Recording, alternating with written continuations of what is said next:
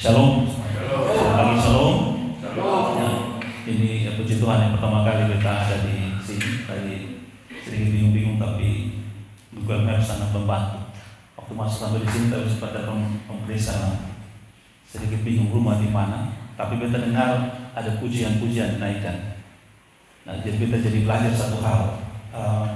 Waktu doa kita, waktu kita bersekutu dengan Tuhan, waktu pujian penyembahan kita itu seperti sebuah tanda untuk Tuhan memerintahkan berkatnya kemana gitu. Kalau menurut Mazmur 133, tanda untuk Tuhan memerintahkan berkat adalah di mana semua saudara berdiam dengan rukun. Dan Tuhan bilang, kesanalah Tuhan memerintahkan berkat kehidupan selama-lamanya. Ada satu tanda di mana ada persekutuan, maka berkat itu tidak akan salah lama.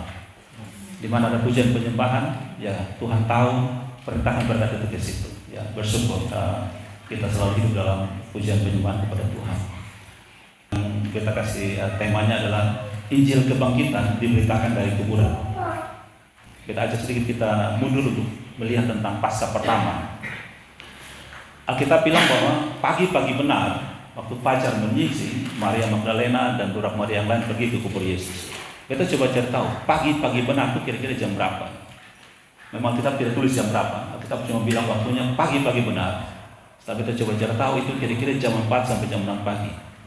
Kira-kira pagi-pagi benar, jam 4 sampai jam 6 pagi. Nah, di masa sekarang saja masih gelap, apalagi di waktu itu masih sangat gelap. Dan mereka ini perempuan, bukan laki-laki. Tidak laki-laki yang ada di situ, semuanya perempuan. Mereka datang ke kubur Yesus, pergi ingin memberikan perhatian kepada mayatnya Yesus. Gitu. Kita bilang mau rempah-rempah gitu untuk mayat Yesus. Nah, banyak orang itu hidupnya, cita-citanya, harapannya itu kandas di kuburan. Banyak orang punya cita-cita hidup itu kandas di kuburan. Mengapa bisa demikian? Apa yang beta maksud dari ini? Maksud beta begini, ketika hidup kita itu dikejar oleh dunia dan mengejar dunia bukan yang kekal, maka semuanya akan selesai di kuburan. Kalau hidup kita itu mengejar popularitas, mengejar jabatan, mengejar ketenaran, mengejar semua yang bersifat materi di dunia ini, ketika mau datang selesai. Dan semua yang kita kejar itu tidak bisa melompati kuburan. Dia tidak bisa melewati maut. Selesai di situ. Jadi maut atau kuburan itu menjadi batas dari segala perjuangannya. Dia selesai di situ. Markus 8 ayat 36, Yesus pernah kasih satu cerita, dia bilang, apa gunanya seseorang memiliki seluruh dunia ini tapi kehilangan nyawanya? Tidak ada gunanya. Jadi mengapa banyak orang punya harapan dan cita-cita itu kandas di kuburan? Yang pertama karena dia mengejar sesuatu yang bersifat duniawi dan dunia mengejar dia. Yang kedua, mengapa bisa begitu? Cita-cita dan harapan itu kandas di kuburan karena mereka hidup tanpa pengharapan dalam Kristus. Hidup tidak berpengharapan dalam Kristus. Jadi kematian menjadi akhir dari segala-galanya. Kalau 1 Petrus 1 ayat 3, dia berikan pengharapan bahwa di dalam Kristus itu ada pengharapan. Pengharapan yang sejati dalam Kristus tidak akan berhenti di kuburan. Yang ketiga, kenapa orang punya cita-cita dan harapan itu kandas di kuburan? Karena dia tidak mewujudkan semua potensi yang Tuhan berikan. Mungkin ada pernah dengar pepatah atau satu quote bilang begini, tempat paling kaya di dunia ini adalah di kuburan. Jadi kuburan itu adalah tempat paling kaya di dunia ini. Kenapa bisa begitu? Karena potensi-potensi terbaik itu terkubur di situ. Misalnya, ada orang yang Tuhan kasih talenta untuk membuat musik terindah di dunia, tapi dia tidak kembangkan itu. Maka dia dikubur dengan segala talentanya. Ada orang yang Tuhan berikan dia kehebatan untuk misalnya mendesain sebuah gedung yang termegah dan terkaya, tapi dia tidak gunakan itu. Terkubur dengan dia di kuburan itu. Ada orang punya kesempatan untuk misalnya menjadi orang yang kaya, orang yang hebat untuk bisa berbagi dengan orang lain, tapi dia tidak kembangkan itu. Semuanya terkubur di kuburan. Ada kuburan motor-motor juga. Nah, semuanya terkubur di situ. Selesai. Kenapa bisa begitu? Ya. Karena selama dia hidup, dia tidak kembangkan potensinya. Kenapa dia tidak kembangkan potensinya? Karena ketika dia mau tampil nyanyi, kata dia, Ada yang mau tampil nyanyi, ada ejek, itu suara kiri-kiri, tampil bikin malu-malu. Akhirnya tidak kembangkan bakatnya. Dia baru berusaha sekali, mau belajar, mau berusaha, tiba-tiba gagal, langsung dia putus asa, dia tidak kembangkan lagi. Maka semua potensi yang ada itu terkubur dengan sia-sia di dalam kuburan itu. Nah, karena itu tadi ada yang katakan ya, bahwa kuburan itu tempat yang paling kaya di dunia. Yang keempat, kenapa banyak orang punya cita-cita dan harapan itu terkandas di kuburan? Karena kubur adalah batas dari antara hidup orang yang hidup dalam dosa, dia selesai di situ. Dosa menjadi pemisah antara manusia dengan Allah. Sehingga kalau ada orang yang hidup dalam Kristus, maka kuburan tidak menjadi batas dari kehidupannya. Nah, kita bersyukur tadi yang kita mendengar tentang peristiwa Paskah. Kita bersyukur bahwa Paskah itu mengubah segala-galanya. Kalau bagi orang yang ada di luar Kristus, kuburan atau kematian menjadi titik akhir kehidupannya, tapi bagi mereka yang ada dalam Kristus, justru kuburan itu menjadi awal dari sebuah harapan baru dalam Kristus, menjadi sebuah pengharapan baru. Kubur menjadi pintu awal dari kehidupan baru, dan harapan itu tidak terkubur di situ, tapi dilahirkan kembali. Nah, karena itu kita ajak ketemu semua sebelum kita baca firman Tuhan. Kita ajak kita untuk membangun ide dan gagasan, memberi inspirasi dalam hidup ini, belajar mengenal Tuhan, belajar mengembangkan semua potensi yang ada, sehingga kita bisa mendapatkan inspirasi-inspirasi terbaik, dan kita bisa berbagi inspirasi dengan orang lain, memberikan pengharapan di dalam Kristus. Eleanor Roosevelt, istri dari Theodore Roosevelt, dulu menjadi presiden Amerika, dia pernah bilang begini, great minds discuss ideas, average minds discuss events, small minds discuss people. Jadi katakan bahwa orang-orang yang hebat itu berbicara tentang ide atau gagasan. Orang-orang yang levelnya menengah, dia bicara soal peristiwa-peristiwa, kejadian-kejadian. Tapi orang-orang kecil itu hanya duduk bicara orang lain. Ya, sekira kita masing-masing kita rasa kita ini tipe yang mana. Kalau hanya duduk gosip, bicara orang lain, kita orang-orang yang levelnya di bawah. Orang yang levelnya rata-rata, dia bicara peristiwa. Tadi terjadi gini, tadi terjadi begini, terjadi begini, ada prediksi begini. Tapi orang-orang yang level atas, itu dia duduk bicara ide. Kamu bikin apa? Kamu buat apa dengan hidupmu? Kamu buat apa dengan masalah ini? Solusinya apa? Bagaimana supaya kita hidup terus berpengharapan dalam Kristus? Itulah yang dibicarakan. Nah, kalau misalnya kita belajar untuk menjadi orang-orang yang besar, orang-orang bicara soal ide, gagasan, bicara soal bagaimana membuat hidup ini menjadi lebih baik, bagaimana supaya memiliki pengharapan dalam Kristus, maka kehidupan kita tidak akan selesai di kuburan. Kubur itu menjadi awal dari kehidupan yang baru dalam Kristus. Ada satu pendeta, dia di Bali, pendeta di Bali. Satu kali dia bilang kepada rekan pendeta yang masih muda, dia bilang begini, kalau kamu mau dia bilang kalau saya mati, tuliskan di kuburan saya itu empty, kosong. Lalu pendeta muda ini tanya, maksudnya apa? Orang biasa di kuburan itu tulis ayat Alkitab dan hidup apa di dalam Tuhan, mati itu berharga, rest in peace dan segala macam. Kenapa kamu, pendeta, bilang tulis kosong? Nah, lalu dijelaskan. Kenapa saya suruh tulis kosong? Karena semua potensi yang Tuhan sudah kasih kepada saya di dalam hidup ini, saya sudah pakai semuanya. Semuanya sudah dipakai untuk memuliakan Tuhan, semua sudah dipakai untuk jadi berkat bagi orang lain. Tidak ada yang tersisa, tidak ada yang saya bawa ke dalam kubur. Semuanya sudah selesai. Nah, biarlah dalam hidup kita juga semua talenta yang Tuhan percayakan kepada kita, itu kita pakai untuk memuliakan Tuhan. Jangan ada yang tersisa. Jangan ada yang dibawa ke kubur. Apalagi kubur taraf dengan motor, dengan oto gitu ya. Semuanya dipakai untuk memuliakan Tuhan dan jadi berkat bagi orang lain.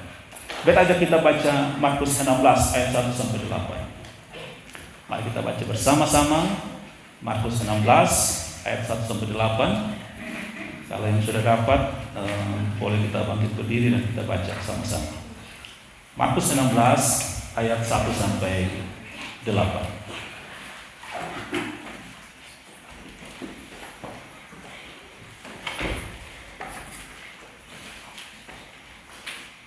Ya, kita baca firman Tuhan Markus 16 ayat 1 sampai 8. 1, 2, 3. Setelah lewat hari Sabat, Maria Magdalena dan Maria Yakobus serta Salome membeli rempah-rempah. untuk pergi ke kubur dan menyakiti Yesus. Dan pagi-pagi benar pada hari pertama minggu itu, setelah matahari terbit, pergilah mereka ke kubur. Mereka berkata seorang kepada yang lain, siapa yang akan menggulingkan batu itu bagi kita dari pintu kubur? Tetapi ketika mereka melihat dari dekat, tampaklah batu yang memang sangat besar itu sudah terguling. Lalu mereka masuk ke dalam kubur dan mereka melihat seorang muda yang memakai jubah putih duduk di sebelah kanan. Mereka pun sangat terkejut. Tetapi orang muda itu berkata kepada mereka, jangan takut. Kamu mencari Yesus orang Nazaret yang disalibkan itu. Ia telah bangkit. Ia tidak ada di sini. Lihat, inilah tempat mereka membaringkan dia. Tetapi sekarang pergilah, katakanlah kepada murid-muridnya dan kepada Petrus, ia mendahului kamu ke Galilea. Di sana kamu akan melihat dia, seperti yang sudah dikatakan kepada kamu. Lalu mereka keluar dan lari meninggalkan kubur itu, sebab gentar dan dahsyat menimpa mereka. Mereka tidak mengatakan apa-apa kepada siapapun juga karena takut. Dengan singkat mereka sampaikan semua pesan itu kepada Petrus dan teman-temannya. Sesudah itu Yesus sendiri dengan perantaraan murid-muridnya memberitakan dari timur ke barat berita yang kudus dan tak terbinasakan tentang keselamatan yang kekal itu. Amin. Puji Tuhan. Yang Tuhan, silakan duduk kembali. Bapak dan semua saudara-saudara. Ya. Kekristenan itu dimulai dari kuburan. Kekristenan dimulai dari kuburan, dan dari situ kekristenan menjadi berbeda dengan agama apapun di dunia ini. Semua pemimpin dunia, semua pemimpin agama selain Kristen, selain Yesus Kristus, semuanya mati dan selesai di kuburan. Hanya Yesus Kristus satu-satunya yang bangkit dari kubur. Dan itu menjadi dasar pemberitaan kekristenan yang tidak tergoyahkan. Bahkan sejarah membuktikan bahwa Yesus disalibkan, mati, dikuburkan, bangkit dan hidup kekal. Itulah yang membuat kekristenan berbeda dari yang lain. Dan selama ribuan tahun sampai hari ini, sampai Yesus datang kembali, kekristenan selalu dihantam, selalu dihajar, selalu dikritik, tapi dia tetap bertahan dan tidak tergoyahkan. Bahkan orang-orang yang tidak pernah bertemu dengan Yesus secara fisik pun rela mati demi Kristus, karena Yesus hidup dalam mereka. Ada orang-orang sering bilang begini ya, setiap kita itu punya free will, punya kehendak bebas. Kita mau apa saja bisa. Oke, beta sebenarnya tidak terlalu setuju dengan pendapat itu, tapi bisa dimengerti. Tapi beta mau buktikan bahwa itu tidak 100% benar. Tapi kalau mau dikatakan benar seperti ini, free will kita, kehendak bebas kita ada dalam kehendak bebasnya Tuhan.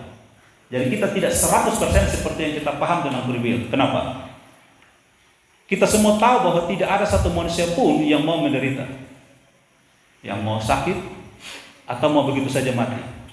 Tapi ketika penderitaan itu datang, ketika masalah itu datang, ketika maut itu datang, tidak ada yang bisa menolak. Itu artinya bahwa kalau kita sebut free will itu ada batasnya sebenarnya.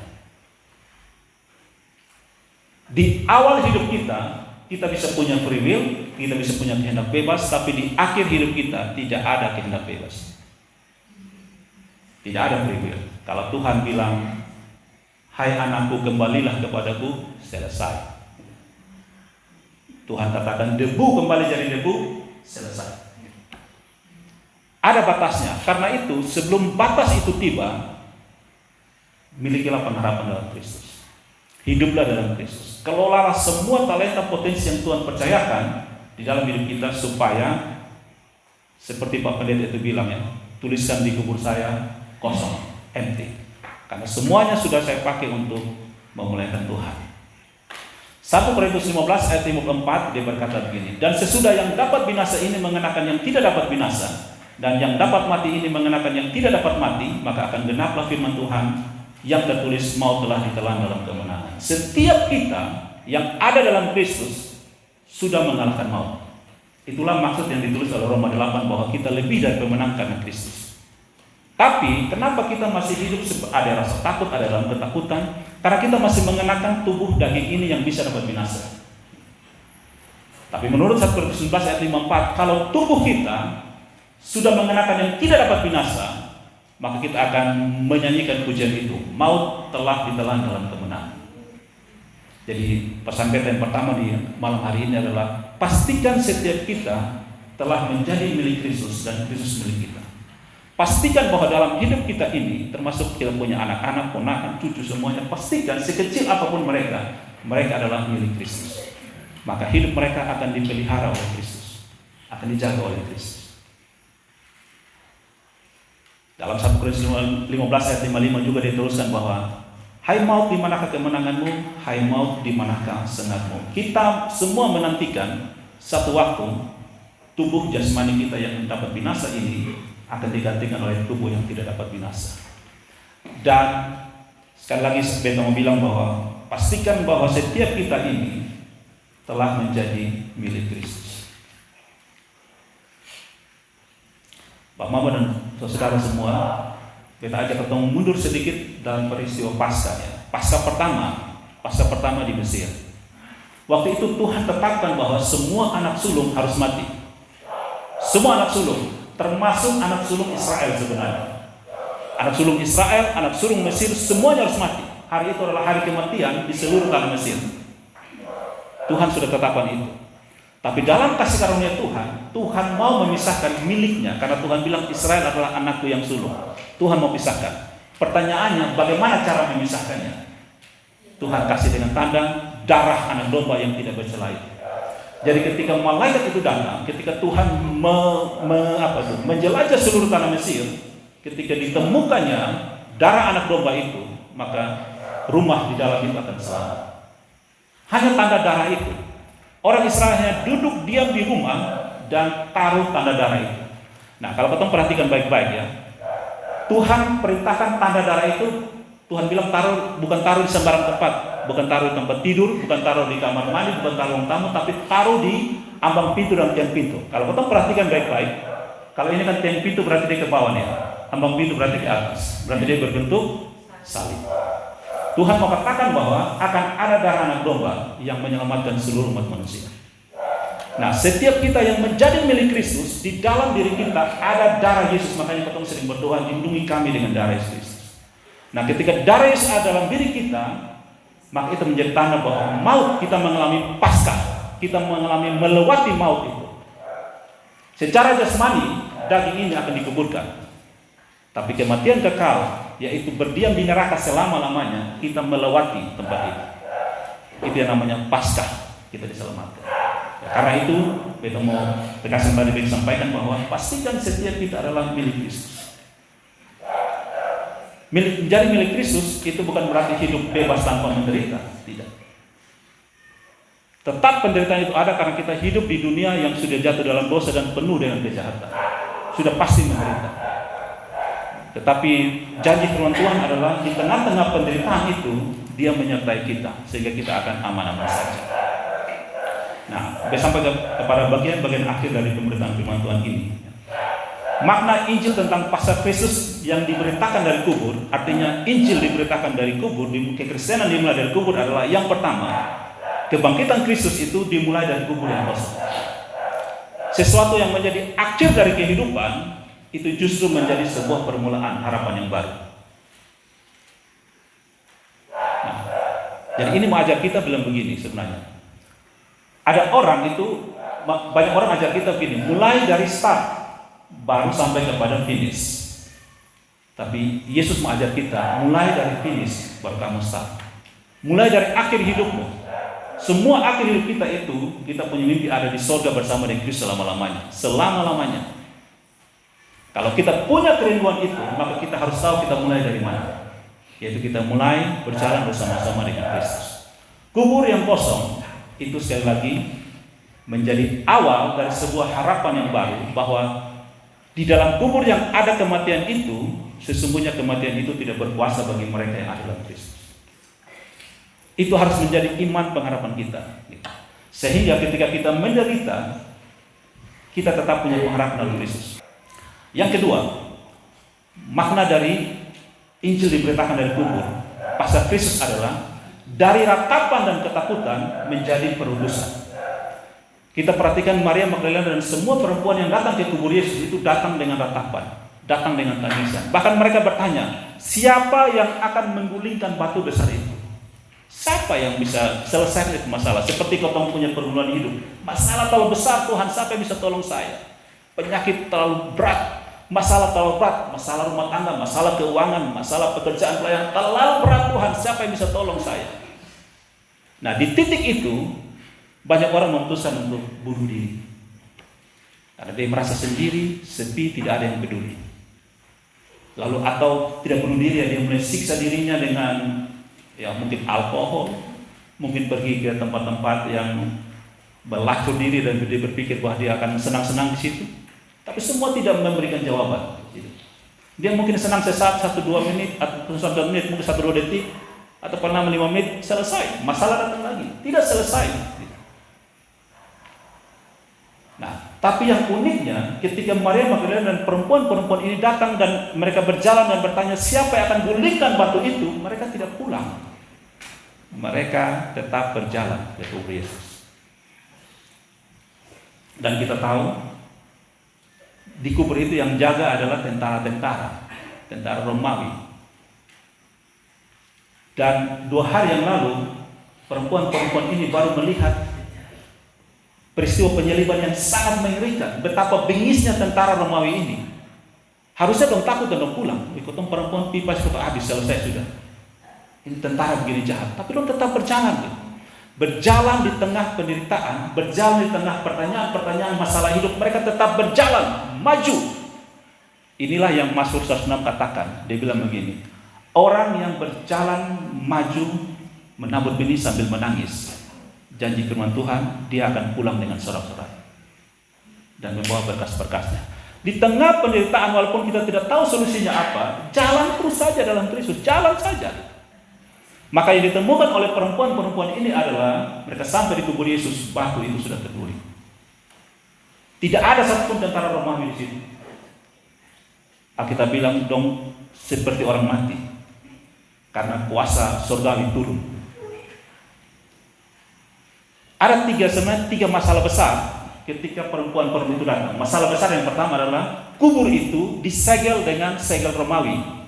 Berarti ada peraturan, ada undang-undang yang tidak bisa dilanggar. Yang kedua, kubur itu ditutup dengan batu besar yang secara fisik tidak bisa digulingkan oleh perempuan ini. Yang ketiga, ada tentara-tentara Romawi yang jaga. Ini 3 masalah besar yang tidak bisa diselesaikan oleh perempuan-perempuan ini. Tapi yang mereka lakukan di jam 4 sampai 6 pagi itu adalah terus berjalan. Jalan terus. Sambil bertanya, siapa yang akan gulingkan batu besar ini? Kita tahu dari cerita tadi, firman Tuhan yang kita baca. Setelah mereka ketemu dengan malaikat itu, muncullah perutusan. Pergi dan beritakan Injil. Pergi dan sampaikan kepada saudara-saudaramu bahwa Yesus menunggu mereka di Galilea. Nah, pesan dari bagian ini adalah Bapak-Ibu saudara semua, bahwa sekalipun kita menghadapi penderitaan, tantangan, masalah apapun, di tengah-tengah semua itu ada kesaksian yang Tuhan mau berikan dalam hidup kita, kesaksian tentang Yesus Kristus. Di tengah masalah kita, masalah pribadi, masalah keluarga, masalah apapun, beritakanlah Kristus dari masalah itu. Beta mau konfirmasi ini dengan peristiwa, Bapak-Ibu semua. Coba kau ingat peristiwa penyalibannya Yesus ya. Yang Alkitab bilang saat Yesus tergantung di kayu salib, kepala pasukan itu memberikan satu testimoni, satu kesaksian tentang Yesus. Kesaksiannya dibilang begini, sungguh orang ini orang benar. Ketika dia bilang sungguh orang ini orang benar, maka dia mau katakan bahwa beta punya bos Pilatus itu salah. Dia menghukum orang yang salah. Yang kedua, pengadilan yang berlaku atas Yesus Kristus itu salah. Karena dia bilang Yesus orang benar. Dan pertanyaannya beta, kenapa sampai dibilang Yesus orang benar? Padahal Yesus tidak turun dari salib, Yesus tidak tunjukkan kuasanya untuk dia bunuh semua orang di situ. Tidak.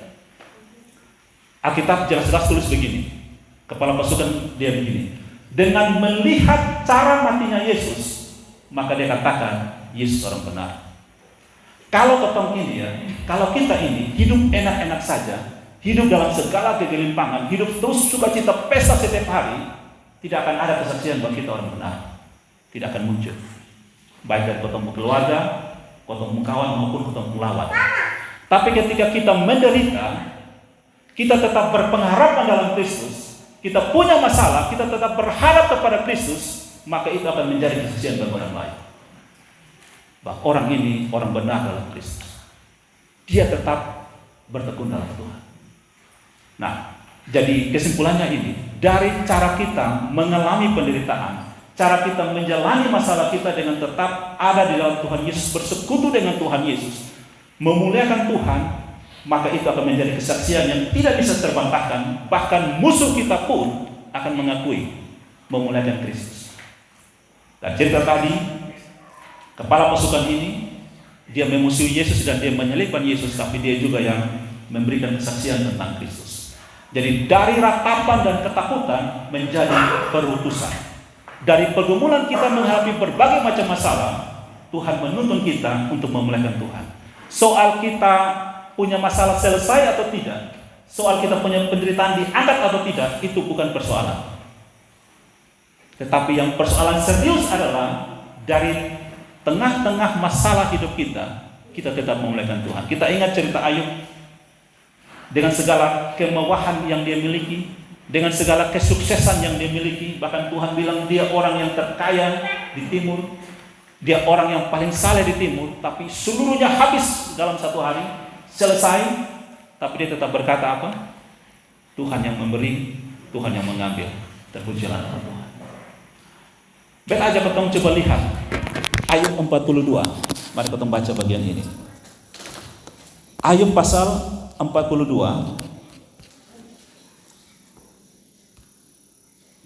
ayat 2. Ayub 42 ayat yang kedua. Ayub 42 ayat 2. Aku tahu bahwa engkau sanggup melakukan segala sesuatu dan tidak ada rencanamu yang gagal. Ayub berkata ini di tengah-tengah dia masih mengalami penderitaan. Kalau potong lihat di ayat 7, itu baru Ayub dipulihkan. Tapi ketika dia menyampaikan perkataannya kepada Tuhan di dalam ayat yang kedua, itu dia masih menderita. Nah, yang uniknya begini Bapak-Ibu Saudara semua. Di tengah-tengah penderitaan Ayub, dia tahu ya, waktu satu hari di mana seluruh yang dia miliki itu binasa, baik materi, baik anak-anak, orang kan datang lapor. Ada badai, hancurkan semuanya. Ada perampok, datang curi semua barang. Badai itu membuat kampung anak semua mati dalam satu hari. Yang Ayub tahu adalah semua kejadian-kejadian yang tidak mengenakan.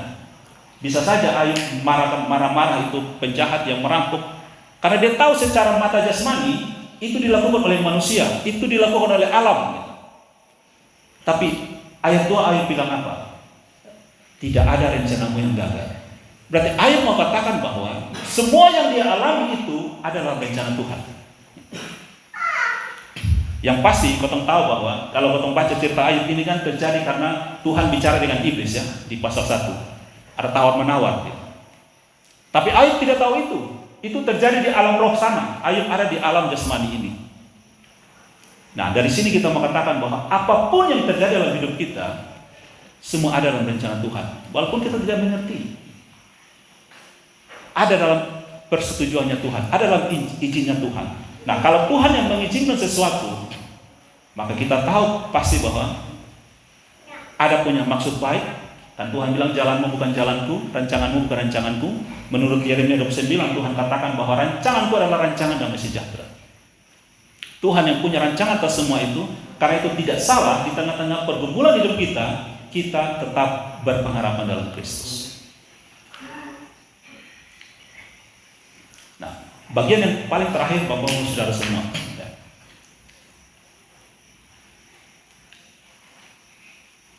Biar aja ketong ingat kembali kata tadi yang disampaikan tentang batu yang ada di kubur Yesus itu ya. Batu yang begitu besar. Beta coba cari-cari tahu tadi ya, dia punya ukuran seperti apa ya. Catatan yang beta dapat adalah tinggi batu itu sekitar 1 sampai 1,5 meter, tebalnya 20 sampai 30 cm, dan beratnya 1 sampai 2 ton. Itu menggambarkan sesuatu masalah yang tidak bisa kita selesaikan. Begitu berat dan amat sangat sulit masalah hidup, penderitaan hidup, tantangan hidup, semuanya begitu berat.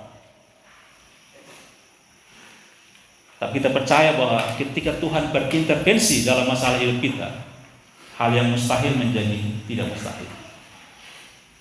Dan firman Tuhan katakan tadi ya, di dalam Markus yang kita baca, malaikat datang dan dia duduk di atas batu itu. Itu sebagai simbol bahwa apa yang menjadi pertanyaan dari para perempuan itu, siapa yang akan gulingkan batu itu? Siapa yang akan selesaikan masalah saya, Tuhan? Siapa yang akan menolong saya di tengah penderitaan ini? Tuhan bilang dia bertakhta atas masalah itu. Jadi pesannya adalah kelemahan kita, penderitaan kita adalah panggung kasih karunia Allah. Sehingga Rasul Paulus dia berkata apa? Dia lebih suka dalam kelemahan. Tuhan katakan di dalam kelemahanmu kuasaku jadi nyata. Jadi biarlah di tengah penderitaan kita, masalah hidup kita, kita berpengharapan dalam Kristus. Karena penderitaan dan masalah itu, ketakutan itu adalah panggungnya kasih karunia Allah. Kita tetap berpengharapan karena Allah bertahta atas penderitaan dan kelemahan kita, sehingga ketika kita tetap setia akan muncul kesaksian, orang ini orang benar, orang ini orang Kristen yang benar-benar hidup takut akan Tuhan, karena dia tetap setia di tengah-tengah penderitaan dia tetap berpengharapan dalam Kristus. Dan kita percaya ya, batu itu menjadi penutup dan pemisah antara kematian dan orang hidup, antara dosa dan Allah. Allah gulingkan batu itu, berarti kehidupan itu Tuhan berikan kepada kita. Ada pengharapan. Kematian bukan penutup akhir dari kehidupan kita, tetapi melalui kematian, kalau Tuhan izinkan kita alami, itu menjadi kesaksian bagi Tuhan, dan itu menjadi jalan kita mendapatkan hidup kekal dalam Tuhan. Rasul Paulus dia bilang, kalau mau ukur-ukur, mau hitung-hitung, beta lebih suka tinggalkan bumi ini, dunia ini, bertemu dengan Tuhan. Itu kerinduan beta. Tapi kalau Tuhan masih izinkan beta hidup, berarti hidup untuk menghasilkan buah bagi kemuliaan Tuhan. Hidup untuk memuliakan Tuhan selama-lamanya. Kalau kita baca dalam Yohanes 1 ayat 4 dan 5, Bapak-Bapak Saudara, Yohanes 1 ayat 4 dan 5 berkata begini, dalam dia ada hidup, dan hidup itu adalah terang manusia. Terang itu bercahaya di dalam kegelapan, dan kegelapan itu tidak menguasainya. Kenapa sampai batu itu bisa terguling, terbuka? Sebenarnya pesannya adalah batu itu sedang berusaha menutup sumber kehidupan. Tapi ketika sumber kehidupan itu bergerak, maka batu itu akan musnah dengan sendirinya. Di dalam kita, Tuhan percayakan kehidupan. Nah, kehidupan itu ketika dia bekerja dengan kuasanya, tidak ada yang bisa menghalanginya. Nah, mari dalam hidup kita Bapak-Bapak semua, kita bergumul bersama dengan Tuhan, bersama dengan Roh Kudus, supaya menjadi pesan bagi orang-orang bahwa di dalam kita ada kehidupan, ada kuasa kehidupan, dan kuasa kehidupan itu yang menggerakkan kita. Salah satu bukti dari kuasa kehidupan yang menggerakkan kita adalah kita hidup di dalam kasih dan kesetiaan kepada Tuhan. Kita hidup dengan tetap mengasihi Tuhan. Kita hidup dengan menjalankan kasih itu. Dan kasih itu Bapak-Bapak Saudara, kasih itu sifatnya supranatural. Coba kita ingat ya, ketika kita jatuh cinta, kita sungguh-sungguh mengasihi seseorang, kita bisa melakukan di luar akal. Kenapa? Karena kasih itu sifatnya supranatural. Dia tidak akan buat yang natural, dia tidak akan buat yang biasa-biasa. Dia akan buat yang melebihi dari yang biasa-biasa. 1 Yohanes 4 ayat 8 bilang Allah adalah kasih. Jadi kasih itu ketika dia bekerja dalam diri kita, dia akan membuat nyata bahwa di dalam diri kita itu ada kehidupan. Dan kehidupan itu akan membuat kita tetap bertahan di tengah-tengah penderitaan. Kehidupan itu akan membuat kita tetap setia di tengah masalah kita. Kehidupan itu akan membuat seperti Mazmur 126 ayat 5-6 itu menjadi nyata dalam hidup kita. Mereka yang berjalan maju menabur sambil menangis sambil menabur benih, mereka akan pulang dengan sorak-sorai sambil firman Tuhan jamin membawa berkas-berkas. Ada puji-pujian bagi Tuhan, ada kemuliaan yang dinaikkan bagi Tuhan dari orang-orang yang tetap berpengharapan di dalam Kristus. Karena Tuhan menolong kita semua untuk kita tetap berpengharapan dalam Kristus, kita tetap bersukacita di tengah-tengah apapun yang kita hadapi, dan melalui segala yang kita hadapi, nama Tuhan dipermuliakan. Mari kita tundukkan kepala di hadapan Tuhan.